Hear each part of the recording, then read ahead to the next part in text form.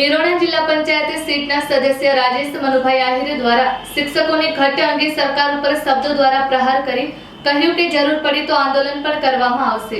આજે જે ગુજરાતમાં રાજ્ય સરકાર દ્વારા 23, 24 ને 25 શાળા પ્રવેશોત્સવ અને કન્યા કેળવણીના જે કાર્યક્રમો છે એના અંતર્ગત આજે હું નિરોણા મધ્યે શાળા પ્રવેશોત્સવમાં મેં હાજરી આપી અને અહીંયાના ભૂલકાઓને જે એમના ઉજ્જવળ ભવિષ્ય માટે મેં શુભેચ્છાઓ પાઠવી। સાથે સાથે એક આ જે શાળા પ્રવેશોત્સવ છે એ તો બરાબર છે, ઉત્સવો તો છે, પણ એ ઉત્સવો સાર્થક ત્યારે જ ગણાય જ્યારે રાજ્ય સરકાર આના ઉપર જે શિક્ષકોની ઘટ છે એ પૂર્તિ કરે। આ નિરોણા વિસ્તાર, હું નિરોણા જિલ્લા પંચાયતની વાત કરું તો એ આ સીમાવર્તી વિસ્તાર છે।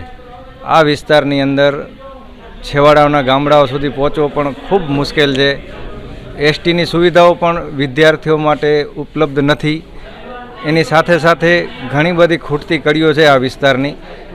તેમજ જે મુખ્ય મેં આ વિસ્તારની મુલાકાત લીધી, મેં ઘણી શાળાઓની મુલાકાત લીધી, ઘણા ગામડાઓની શાળાની મેં મારા વિસ્તારની મુલાકાત લીધી। એનામાં ખાસ તો શાળાઓના ઓરડા ખૂબ જર્જરિત છે। એને પણ રાજ્ય સરકાર તેમજ તંત્ર ત્વરિતે જે નવા ડિમોલેશન કરીને નવા બનાવે તેમજ રિપેર કરવા જેવા હોય રિપેર તાત્કાલિક કરે એવી મારી માંગણી છે। અને સાથે સાથે જે શિક્ષકોની ખૂબ જ મોટી ઘટ છે, જો આપણે આ બધા પ્રવેશ ઉત્સવ તો કરશું પણ સામે શિક્ષકો જ પૂરા નહીં હોય તો આ કોઈ હિસાબે આપણા જે આ ઉત્સવો છે એ સાર્થક નહીં થઈ શકે। માત્ર ને માત્ર આ હું વાત કરું છું નિરોણા જિલ્લા પંચાયતની, એક ગામમાં એટલા શિક્ષકોની ઘટ છે જેની માહિતી મારી પાસે પૂરી છે। અને હું આનામાં મારા વિસ્તાર માટે જે શિક્ષકોની ઘટ છે એના માટે પૂરતા લડત કરશું અને પૂરતા શિક્ષકો કેમ મળે એના માટેની અમે તમામ પ્રયત્ન કરશું। સાથે સાથે રાજ્ય સરકારને હું કહેવા માગું છું કે તમે બાકીના બધા તાયફાઓ બંધ કરી અને પ્રવેશ ઉત્સવ ખૂબ સારી વાત છે, એને હું આવકારું પણ છું, બાકીના બીજા બધા તાયફાઓ બંધ કરી અને જે યુવાનો બેરોજગાર છે એને તાત્કાલિક ધોરણે શિક્ષકોની આ કચ્છમાં તો ખૂબ જ મોટી શિક્ષકોની ઘટ છે।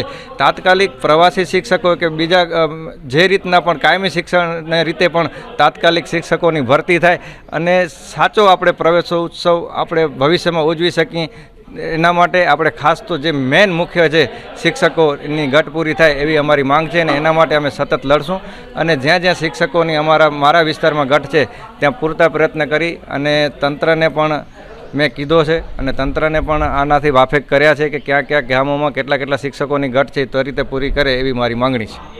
મારી વાત કરું તો મારા વિસ્તાર પૂરતો તેમજ કચ્છ જિલ્લામાં વાત કરીએ તો શિક્ષકોની મોટી ઘટ છે, એના માટે હું સતત મારા વિસ્તાર માટે લડત કરી અને જે પણ ખૂટતી કડીયા છે એ પૂરી કરી અને શિક્ષણ જગત માટે આપણે ખાસ કરીને અત્યારે જોઈએ છીએ કે યુવાનો કેટલા બેરોજગાર છે, તો રાજ્ય સરકારને પણ લખશું અને તંત્રને પણ લખશું કે ભાઈ તમે તાત્કાલિક ભરતી કરી અને શિક્ષકો પૂરા કરો અને ખાસ કરીને અમારા કચ્છમાં જે મોટી ઘટ છે એ તાત્કાલિક પૂરી કરો। ના, વિપક્ષે તો હર હંમેશ આના માટે અવાજ ઉપાડ્યો છે પણ સરકારશ્રી દ્વારા આજ સુધી એના ઉપર કોઈ પગલાં લેવાયા નથી।